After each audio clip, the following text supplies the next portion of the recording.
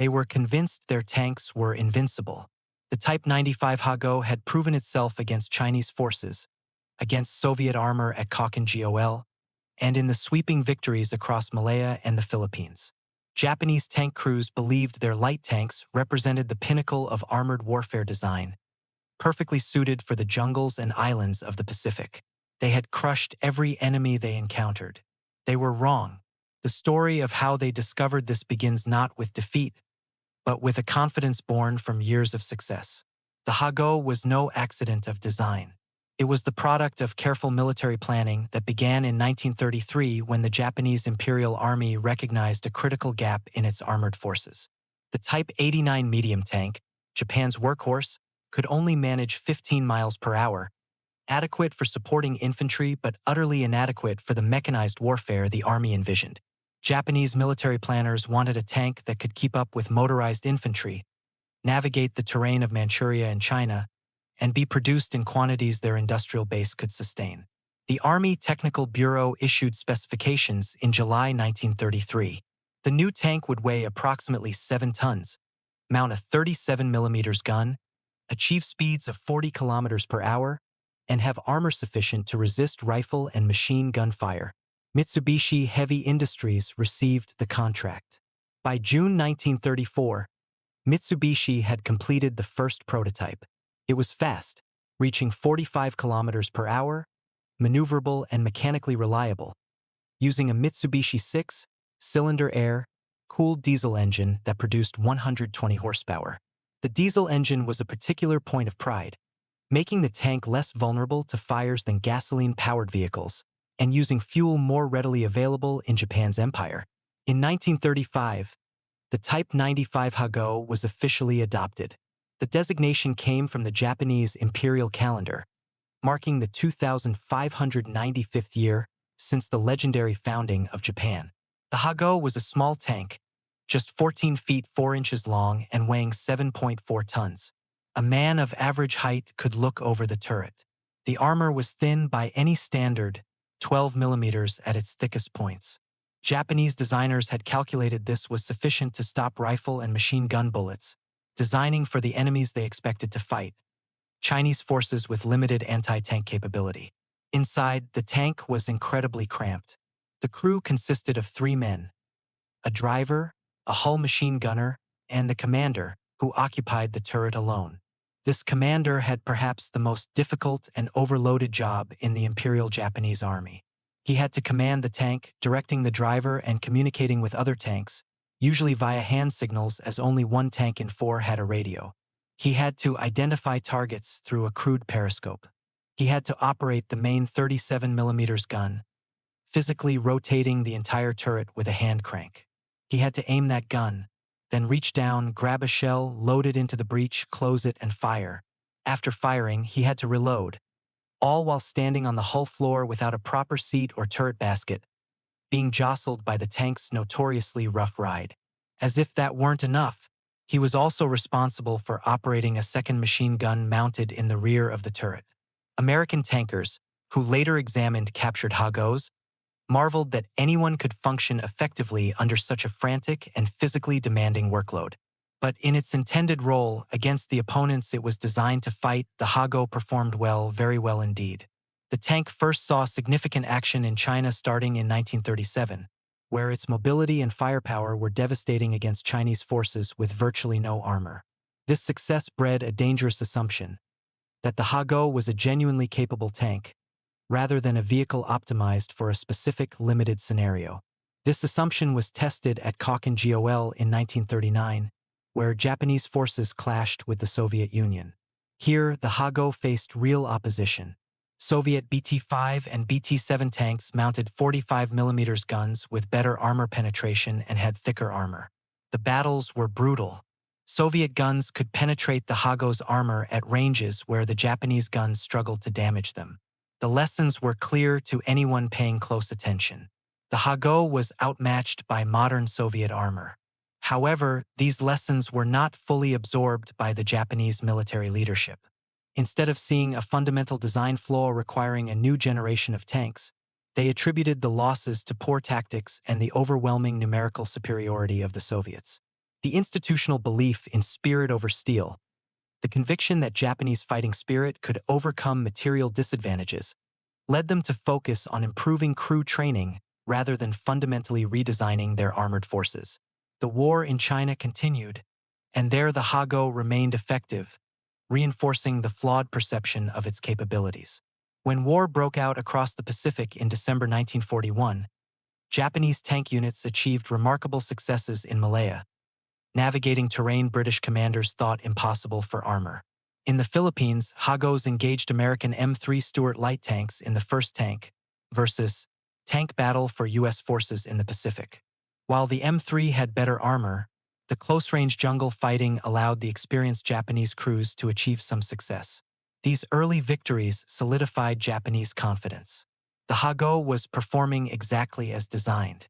Tank crews trusted their machines, commanders relied on their armor, and when orders came to defend Saipan, the Japanese brought their tanks without questioning their adequacy. Saipan was different. The island was strategically vital, just 1,250 miles from Tokyo. If the Americans captured it, their B-29 bombers would be within range of the home islands. The Empire's leaders fortified Saipan with approximately 30,000 troops, nearly double what American intelligence estimated. Among the defenders was the 9th Tank Regiment, commanded by Colonel Takashi Goto, equipped with 44 tanks, a mixture of Type 95 Hagos and the slightly larger Type 97 Chiha medium tanks. This represented a significant armored force by Pacific standards. The Americans began their assault on June 15, 1944. The 2nd and 4th Marine Divisions landed on Saipan's western beaches under heavy fire. Among the equipment pouring ashore were M4 Sherman medium tanks. Lieutenant General Yoshitsugu Saito, commanding Japanese forces on Saipan, knew he had to strike before the Americans consolidated their beachhead. He ordered a major counterattack using his most powerful assets, the infantry of the 136th Regiment and the tanks of the 9th Tank Regiment. The plan was for the tanks to charge the American positions and throw the enemy into disorder. In the pre-dawn darkness of June 17th, the Japanese tank column moved out. The Americans heard them coming. Marine sentries on the perimeter reported the distinctive clank and roar of approaching tank engines. Officers shouted orders, men grabbed weapons, and anti-tank gun crews traversed their guns toward the sounds. At 0330 hours, the Japanese attack began in earnest. 44 tanks, the largest armored formation yet committed by Japan in the Pacific, advanced toward the 2nd Marine Division's positions. Then something unexpected happened, something that would fundamentally alter the psychology of armored warfare in the Pacific. Marine machine gunners opened fire with their Browning M2 heavy machine guns. This was not the standard infantry .30 caliber weapon. This was the Madus, the legendary .50 caliber heavy machine gun, a weapon that had been a cornerstone of the American military since its design by the brilliant John Browning at the end of World War I. It was a formidable weapon designed to engage aircraft and destroy light vehicles, and it was everywhere. It was mounted on jeeps, on half-tracks, on tanks, and in fixed defensive positions. Its .50 caliber armor-piercing round could penetrate 23 millimeters of face, hardened steel at 200 meters. The Type 95 Hago's armor was only 12 millimeters thick. Simple, brutal arithmetic dictated what was about to happen. Marine machine gunners opened fire. What happened next shocked both sides. The .50 caliber rounds didn't just dent the tanks. They didn't ricochet. They tore through the thin steel plate cleanly, decisively.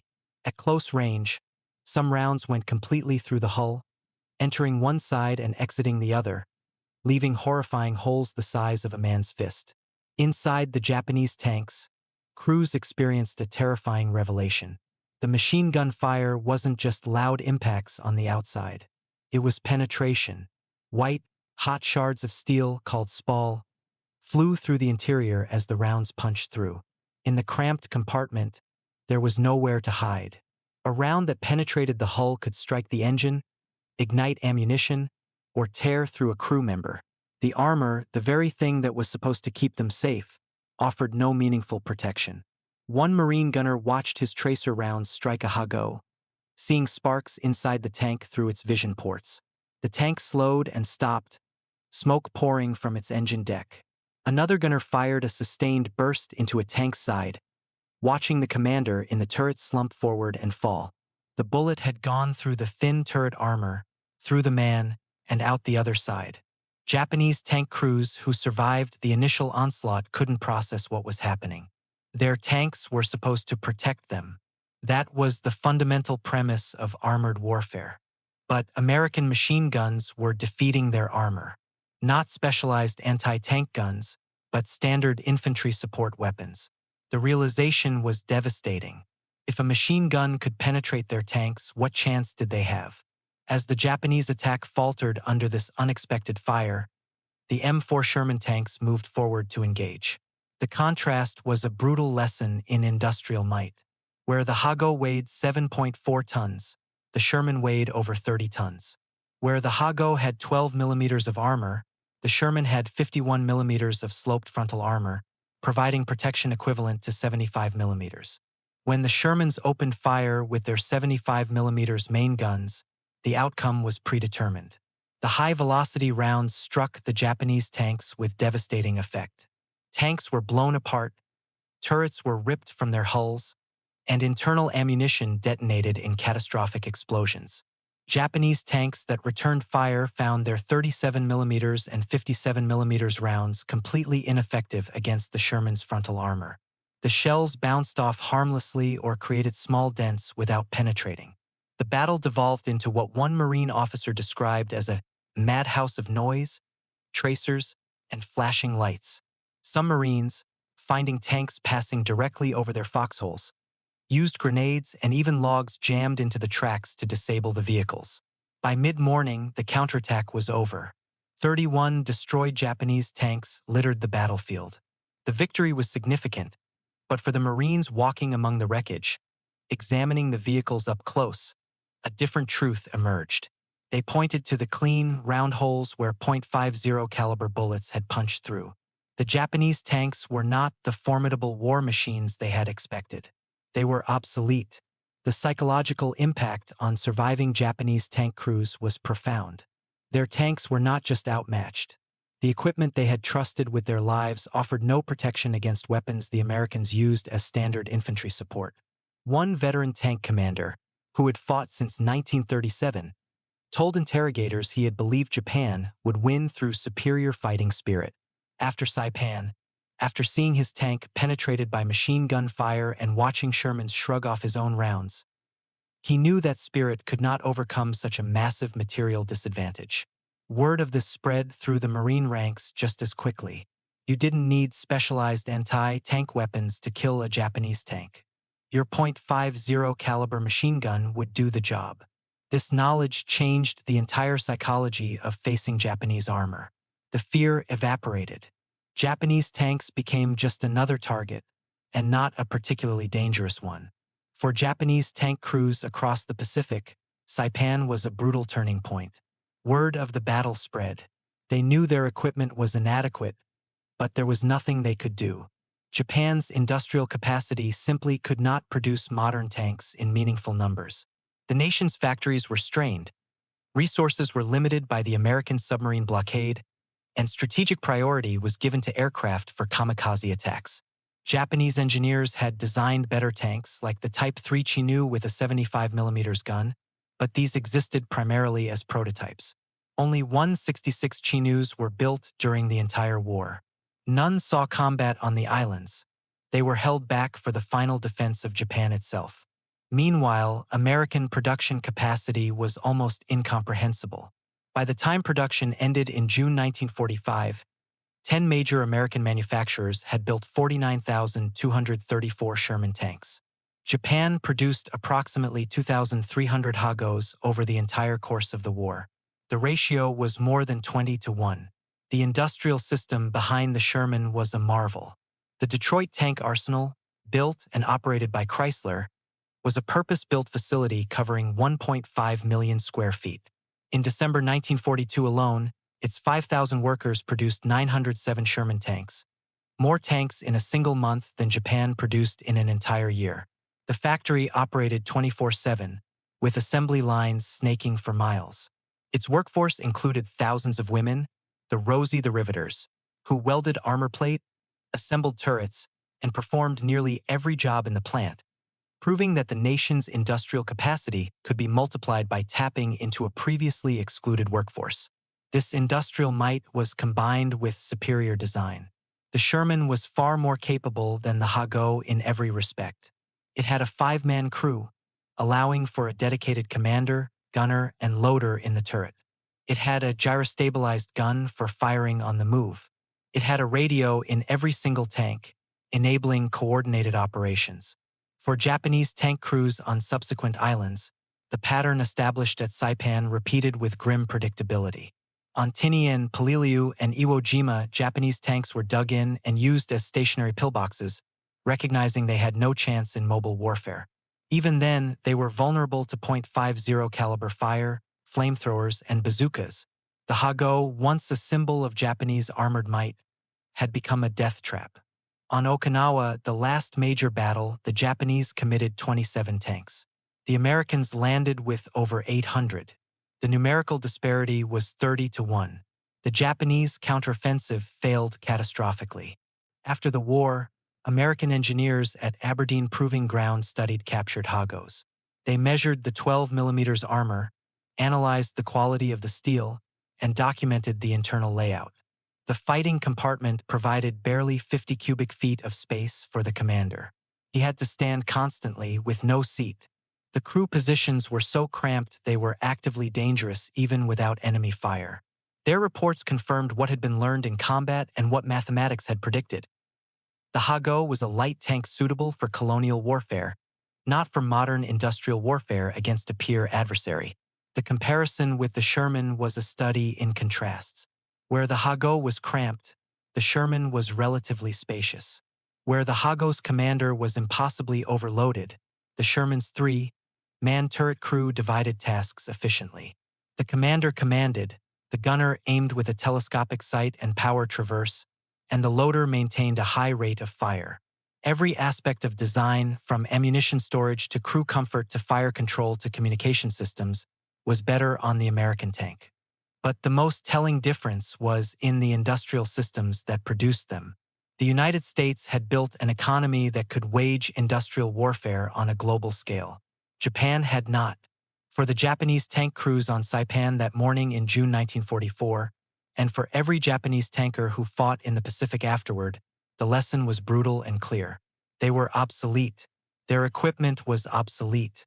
Their tactics, developed for a different kind of war, were obsolete. And there was nothing they could do about it except continue fighting with what they had, knowing that survival was unlikely and victory impossible. The Marines on the other side learned that industrial might matters, that having better equipment in larger quantities makes an enormous difference, and that courage, while important, cannot overcome fundamental material disadvantages. They also learned a specific, practical lesson. When you encounter a Japanese Hago tank, your .50 caliber machine gun is an effective anti-tank weapon. It was a small tactical lesson in a massive war, but for the men involved, it was a moment of absolute clarity. This was not a fair fight. This was modern industrial warfare, where one side had overwhelming material superiority. The outcome was never in doubt. When those first .50 caliber rounds punched through the Hago's armor on Saipan, they proved something that would echo through the rest of the war. In industrial warfare, production capacity and design philosophy matter. No amount of fighting spirit can overcome a generational gap in equipment quality, especially when facing a 20-1 numerical disadvantage.